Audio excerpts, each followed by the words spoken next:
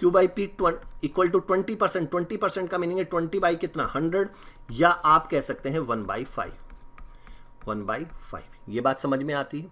इसी तरह इसने कहा R is equal to 30% of Q, 30% of Q, 30% of Q, 30% of Q। तो R बाई Q कितना हो जाएगा, R by Q, R by Q कितना आ जाएगा 30 अपॉन में कितना 100, 30 अपॉन में 100 दैट इज कितना 3/10। क्लियर है। अब देखो आपके पास बहुत सारे रास्ते हैं, अब जैसे आप चलना चाहें वैसे आप चल सकते हैं। देखो भाई सिंपल सी बात है, यदि मैं कहता हूं PQR में यदि आप रेशो निकालना चाहते हैं तो आप डायरेक्ट रेशो निकाल सकते हैं। कैसे, देखो एक बात सोचो, यहां R को रिप्रेजेंट कर रहा है 3, Q को रिप्रेजेंट कर रहा है 10, यहां पर Q को 1 और P को कितना भाई 5। अब यहां पर Q की वैल्यू यहां पर 10 आपको नजर आ रही है, यहां पर 1 नजर आ रही है, तो दोनों को इक्वल कर देते हैं। अब यदि मैं दोनों को इक्वल करता हूं तो यहां 10 है, तो यहां पर भी 10 बनाने के लिए 10 से मल्टीप्लाई कर दीजिए, तो 10 और यहां पर 10 से मल्टीप्लाई करेंगे तो 50। तो कहने का मीनिंग ये हुआ कि P की वैल्यू आ गई हमारी 50, Q की वैल्यू आ गई हमारी 10 और R की वैल्यू आ गई हमारी कितनी भाई, R की वैल्यू आ गई हमारा कितना भाई 3, R की वैल्यू कितनी आ गई भाई हमारी 3, R की वैल्यू कितनी है 3। क्लियर है। तो ये रेशो आ गया हमारा, PQR का रेशो आ गया 50, 10 और 3 का हमारा रेशो आ गया। क्लियर है।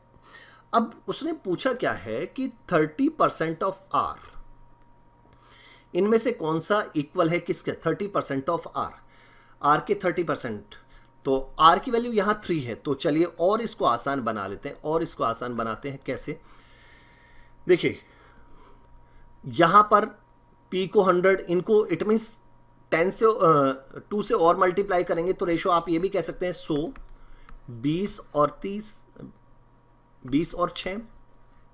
क्लियर है, 20 और 6, ये बात समझ में आती है। 100, 20 और 6, बात तो एक ही है।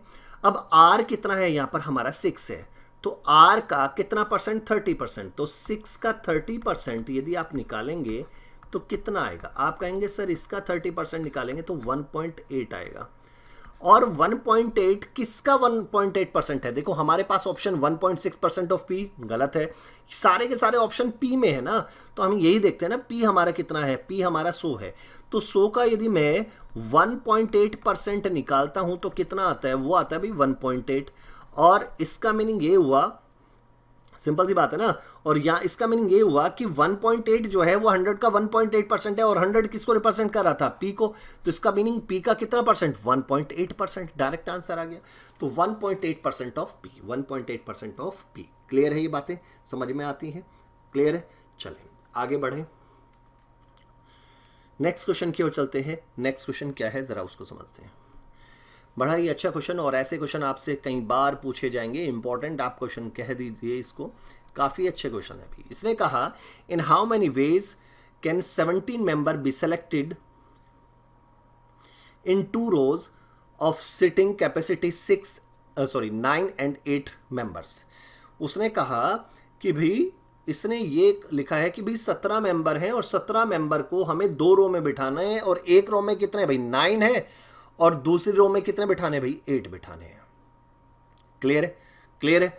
अब इसका आंसर क्या होगा ये हमें बताना है। पहली चीज एक बात सोचो, पहले हमारे पास देखो सेलेक्ट करना पड़ेगा, तभी तो रो में बिठाओगे ना, 2 अलग अलग रो हैं, एक में हमें 9 बिठाने हैं, एक में हमें 8 बिठाने हैं। मान लो इसमें 9 बिठाने हैं, इसमें 8 बिठाने हैं। क्लियर है। अब हमारे पास है तो टोटल कितने 17 लोग हैं ना, तो पहले यदि मैं इसमें बिठाना शुरू करता हूं तो 17 में से मैं किन्हीं भी रो को मैं सेलेक्ट कर सकता हूं, तो क्योंकि यहां पर नंबर ऑफ पर्सन हमारे पास ज्यादा है और पहली रो में बिठाने के लिए हमें चाहिए 9 लोग, तो 17 में से 9 को मैं सेलेक्ट कर सकता हूं, तो 17C9। भाई सिलेक्शन का काम हमेशा कॉम्बिनेशन करता है, तो कॉम्बिनेशन को रिप्रेजेंट करते हैं C से, तो 17C9। इसका मीनिंग अभी तक हमने ये लोग सेलेक्ट किए, 17 में से 9 सेलेक्ट किए। अब जो 9 सेलेक्ट किए उनको मैं कितने तरीके से बिठा सकता हूं, उनको बिठा सकता हूं मैं कितने तरीके से बिठा सकते हैं, हम बिठा सकते हैं फैक्टोरियल 9। क्लियर है। अब रही बात कितने हमारे पास आ जाएंगे, अब बचे कितने, 17 में से 9 तो सेलेक्ट हो गए हैं, बचे कितने 8, तो 8C8 इंटू कितना भाई, इंटू कितना यहाँ से बचे कितने लोग हैं, 8 ही बचे हैं, तो 8 फैक्टोरियल तक हम इनको अरेंज कर सकते हैं।